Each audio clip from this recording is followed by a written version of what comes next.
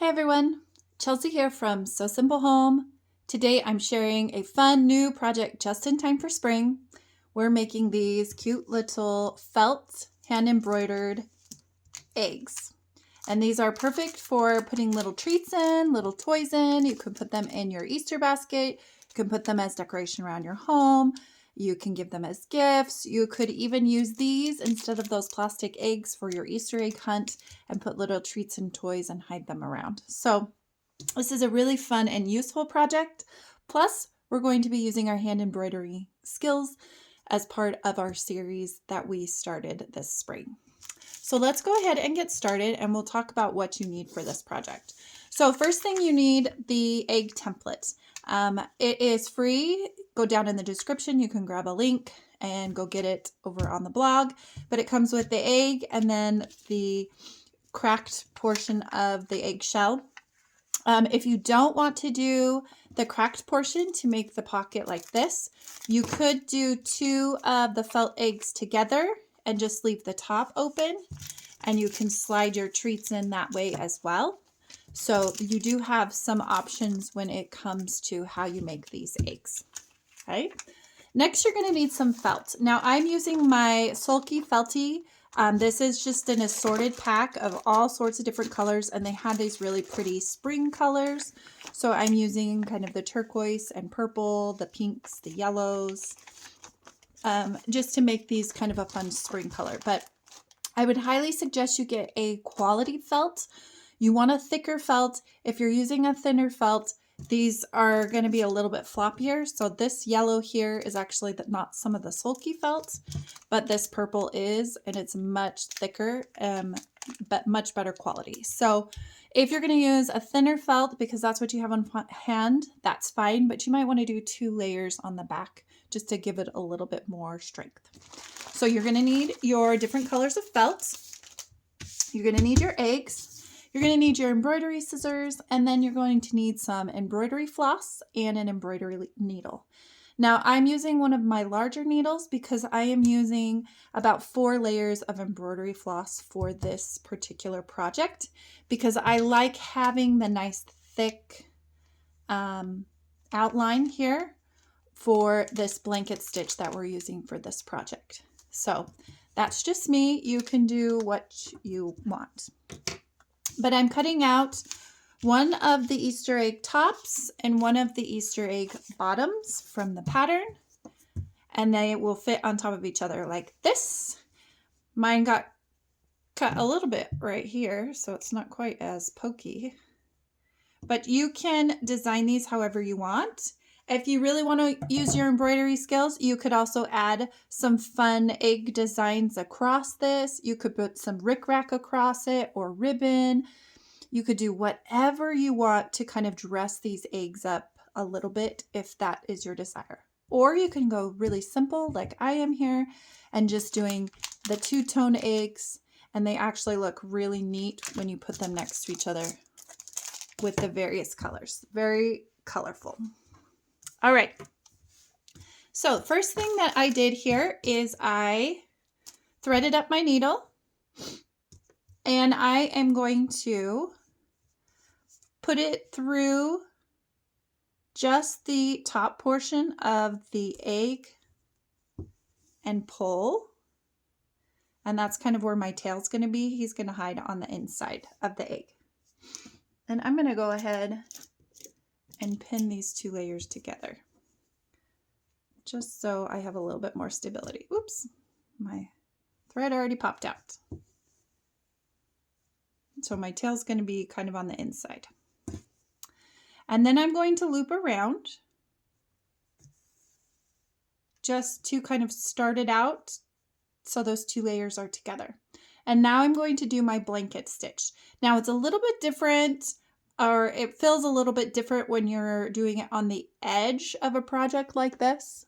Because when you're doing it on the edge of a project like this, it isn't quite as far down on the project. So my thread is from the top.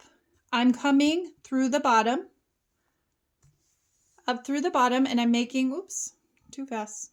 I'm making a little loop, and then I'll put my needle through that loop.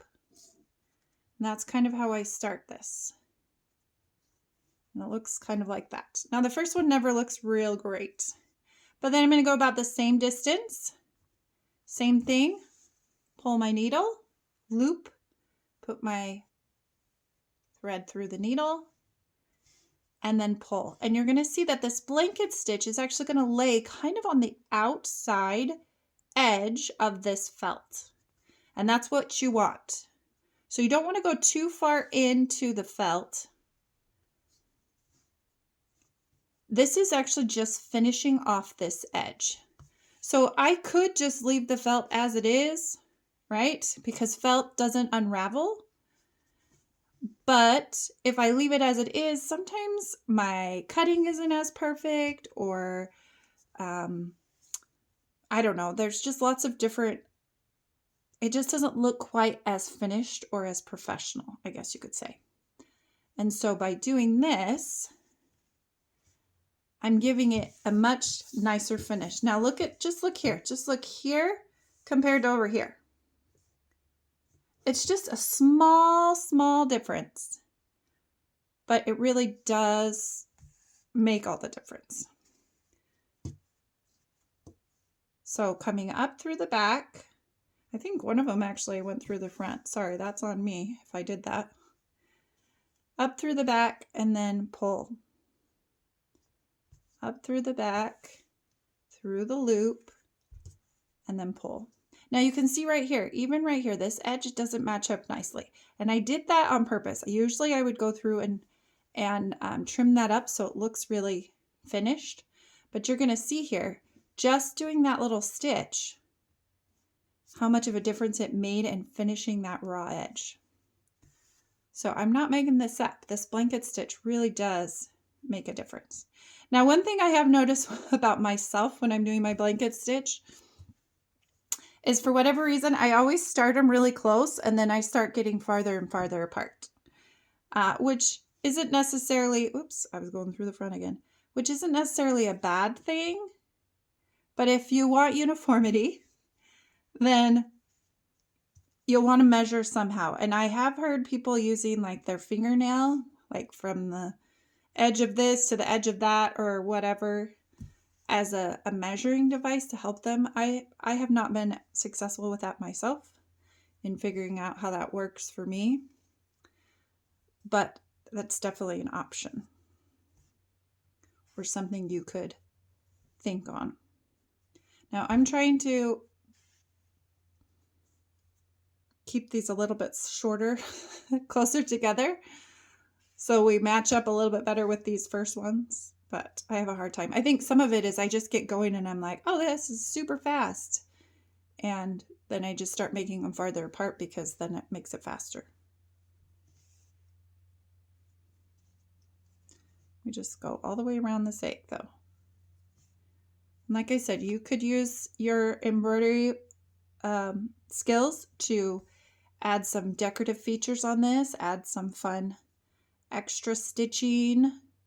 You could hand embroider a cute little design. You could put words on it like Easter or spring, or you could embroider a little chick on it or a bunny, or, you know, the sky's the limit. You could do whatever you want. But I'm just doing real basic ones just to kind of give you an understanding of what our project looks like here.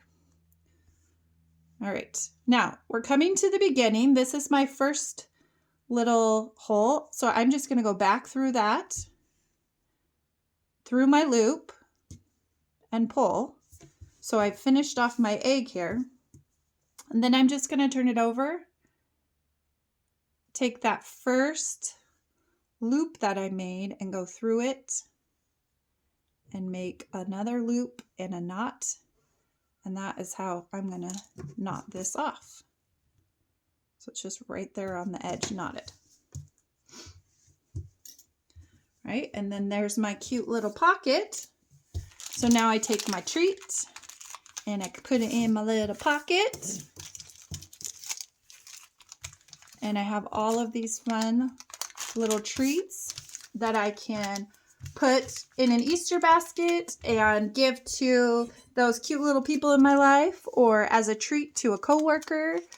You could embroider a name on here. So many fun things. But that's just a simple way to create a project using the blanket stitch. I hope that this project gives you a little bit of inspiration to make something fun for spring. Let me know if you have any questions in the comments, and we'll see you guys next time.